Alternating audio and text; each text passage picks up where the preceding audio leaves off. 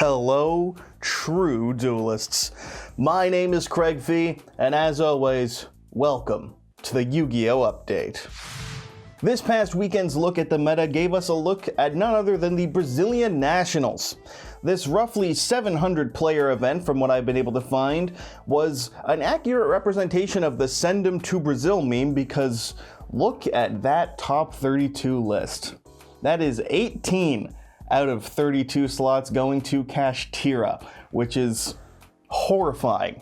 At least it is to me. That's not surprising. Cash is pretty well established as the best deck by now, pretty definitively, but it's still like, oh, I thought Siak would maybe have just a smidge more impact. As it turns out, nope, fuck you, and also you're banished face down now. So, my god, there truly is just, an absolute state of a metagame. Brings a tear to your eye, if you will. And I do mean a single tear, because there's one tier limit in the top 32 of Brazilian Nationals as well.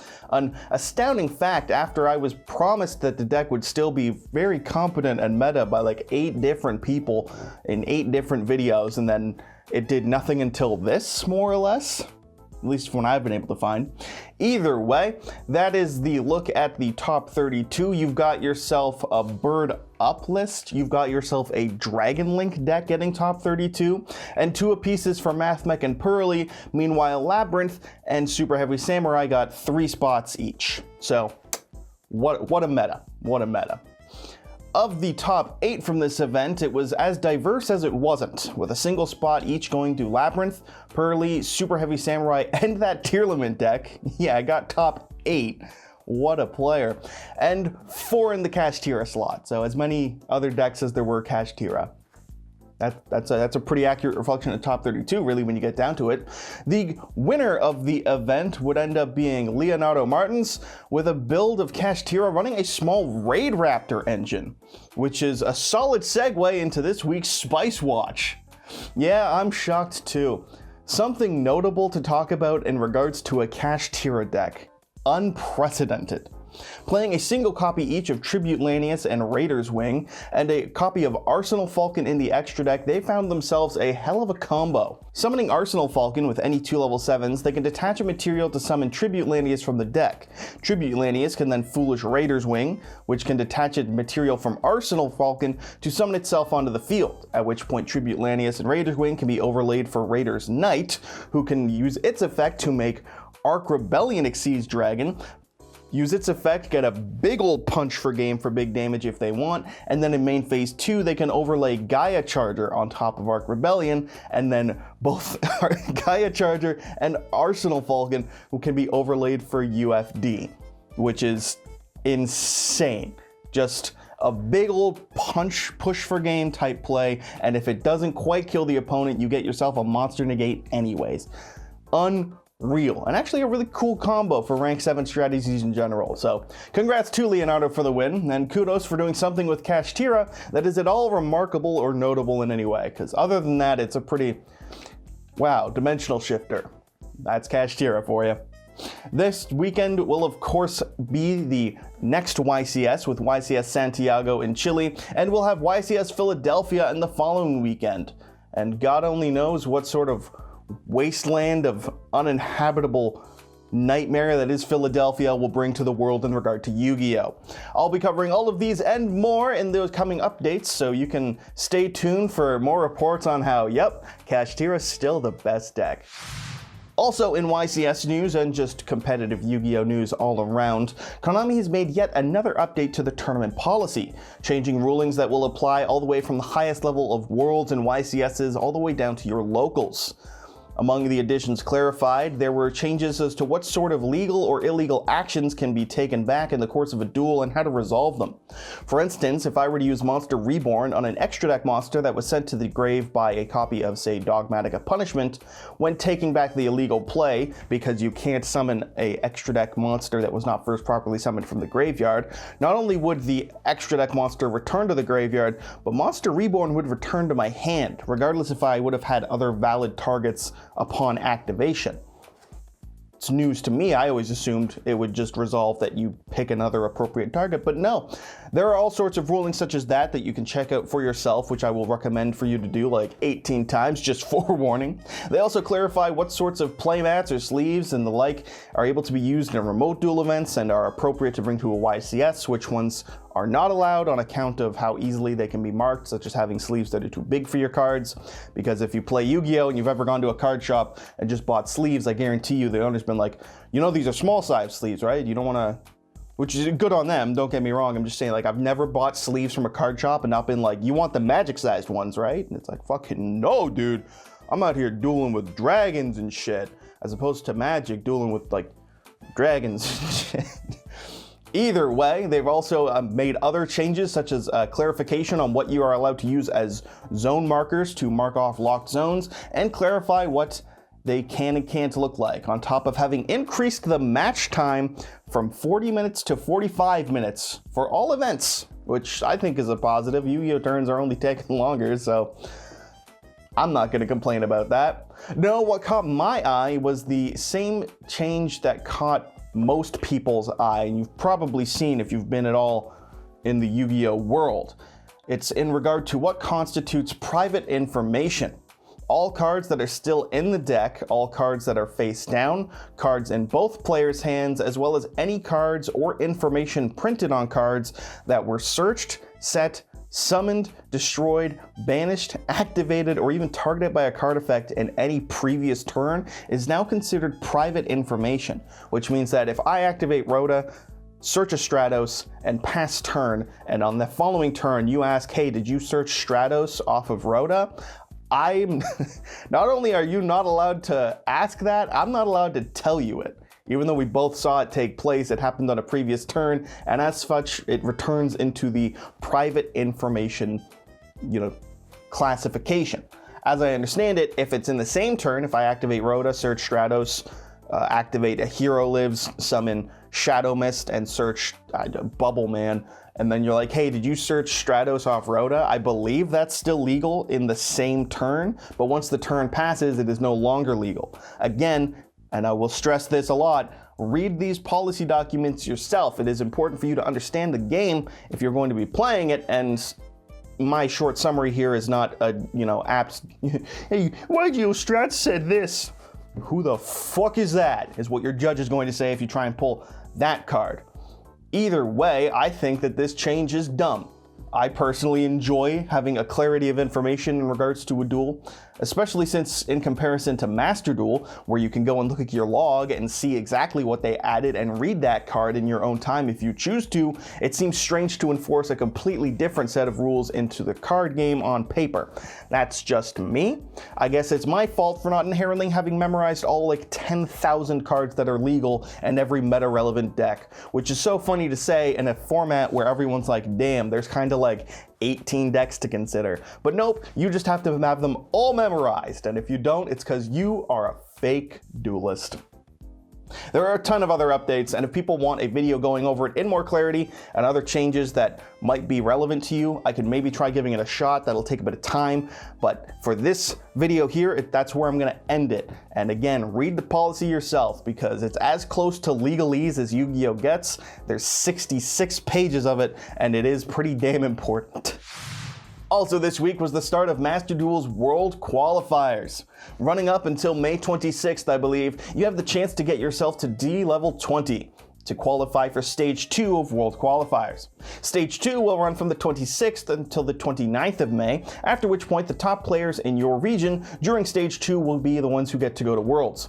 For various regions, you will be in either Japan, Asia, North America, Latin America, and Europe, the Middle East, Oceania, and Africa have all been lumped into one group, because Europe and Australia are the same thing in regards to Konami, apparently. I don't know. You tell me. Regardless, of these 5 regions, a total of 8 players will be the ones to qualify for Worlds. 1 from Japan and 1 from Latin America, and 2 each from Europe and Africa and Australia, 2 from North America, and 2 from Asia. So if you aren't already to no life Master Duel for 3 days straight at the end of this month, I don't imagine you'll be the one going to Worlds.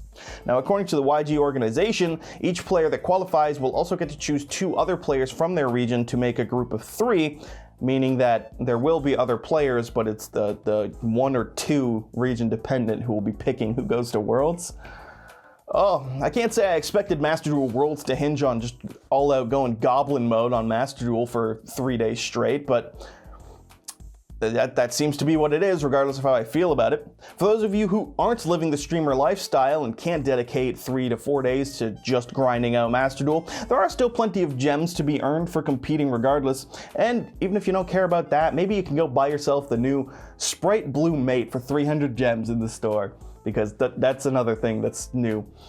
And if you're dead set on it, get grinding, duelists, because you've got a busy weekend coming this month, so best of luck with those coin flips.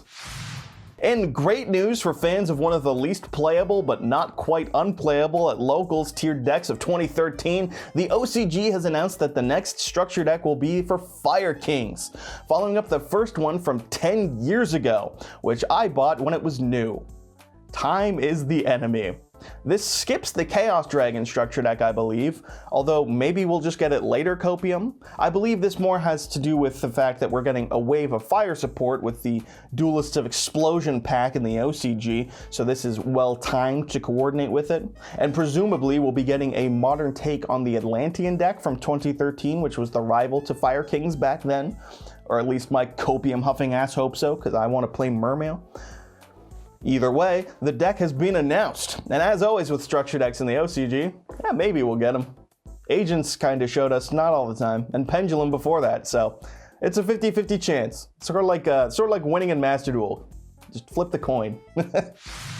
In some more product news, Konami has also confirmed the pricing for the collector's item replica of Kaiba's iconic briefcase. This product is said to come with 3 secret rare copies of the original Blue Eyes printed art, and 58 other cards used by Kaiba in the anime, including 3 cards that will be making their debut in the TCG in this case.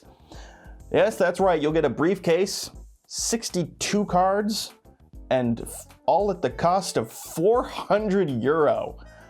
Jesus, because that's what it costs for us here in the TCG. The Japanese one was about 300. I expected an equivalent, and I was told no, it's 400, and it's also in euro, so fuck you. Now, we all knew that this would be, at least in the 200 range. The Legendary Pod Collection was about $200 itself, but what came with that was like 14 uniquely molded and colored pots. I feel like that would cost more to produce than just a briefcase. I don't know. I can't tell you for sure. I have made briefcases though. If you buy a Ramoa suitcase, I will call you a moron. I'm allowed to say I made them at one point. They're bad. No. Fuck Ramoa. Toomey all the way. Toomey rules. And more important segues away from my personal life and onto the overpriced Kaiba collection briefcase. I don't know. It doesn't really matter what I know ultimately because it costs €400 regardless of how you feel about it. Also of note that this comes with a quarter-century secret rare Blue Eyes as well, a 4th copy of it. But don't worry, it's not the tablet art. It's the tablet art but with a moon behind it instead. Amazing. This is truly the most value for your dollar or euro that one could ever get. Pre-orders are available now for those who are interested, and they'll be shipped out sometime in 2024. And if you're buying it, happy spending. And if you're not buying it, I mean, you're not out €400, so no complaining. And as always with this week, I have made other videos going over a new Sky Striker card that could potentially make it an engine and splashable in multiple decks in the future, on top of some new Zark support that maybe I underhyped or maybe has been overhyped. I don't know. Regardless, Age of Overlord, the next set in the OCG, has been announced, and I go over all of those and more in these past weeks' new card reports. You can check them out here or click in the link in the description of this video if I don't forget to put that there. And if I do forget to put it there, it's not my fault, it's the new guys. In community news, we start community news this week with a quick one that made me laugh. In response to this tweet from the Konami official Twitter promoting the Duelist Nexus premiere event set to take place at the end of July, months from now, we have one Joshua Schmidt rising above to give just a real banger of a tweet that got a laugh out of me, thanking them for giving the exact specific date of an upcoming thing in regards to Yu-Gi-Oh! And I agree, I love exact specific dates in regards to when I can expect information from Konami, particularly ones that impact what cards are legal for me to play and which ones aren't. That's it for this segment. What is subtlety? And lastly for this week was the confirmed banning of YouTuber and streamer Decade from competitive play. The reason for the ban was unsporting conduct under the severe category for the leaking of information online about events related to Master Duel and Duel Links. For those who are unaware, Decade is credited with helping keep Duel Links alive in the early days of that game's release, and has only grown since the release of Master Duel. He's actually the guy in charge of both the r/Master Duel subreddit and the popular Master Duel Meta website, which is a pretty damn useful site, I will say. It's a good site for reporting on all things Master Duel related, including leaks for upcoming events, hence the ban. The ban list lasts for 3 years here, and by the ban list I mean of course the updated list of banned players, not the ban list people have been clamoring for weeks. And he's banned from now until May of 2026, so just a short amount of time. And while he is of course known from playing digitally and not in paper, it is worth noting that organized play does include things like Master Duel's Worlds tournaments, which are going on now, and Duel Links equivalents. So it can have some amount of impact on what he's able to do with the company by and large. I'm just saying it's not like he's completely unaffected by it. Does he care? Fuck if I know. I'm just saying he can't go to Worlds for Master Duel.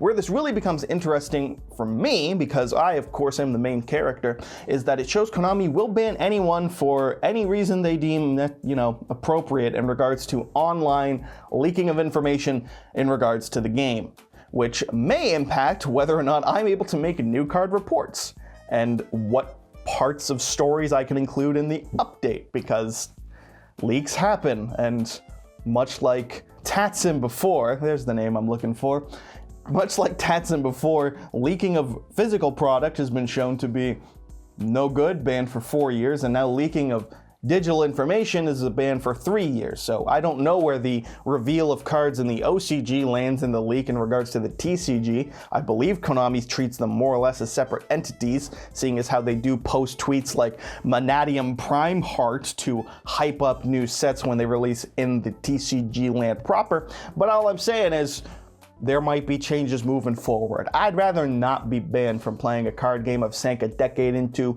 That's pretty cool. I do that sometimes. Play the game, not get banned. So either way, that's just a heads up. If they stop, you know why. And here's something else you know, it's today's sponsor. Thanks as always go to the LIFD Magnetic Display for supporting the update as always. The best way to support my channel currently, and the recommended way to show off your quarter-century blue eyes from the €400 suitcase, because clearly money doesn't have that much value to you. But regardless, I'll help you out anyways and save you some of it, because you can save 15% by using my discount code or by clicking the link in the description. Thanks to LIFD for the support as always, and thank you for watching. And so that'll wrap it up for this week's update. As always, I've been your host, Craig Fee, and make sure you subscribe to Yugioh Strats for next week's update to impress your smoking Italian wife, and so you too can be a true duelist.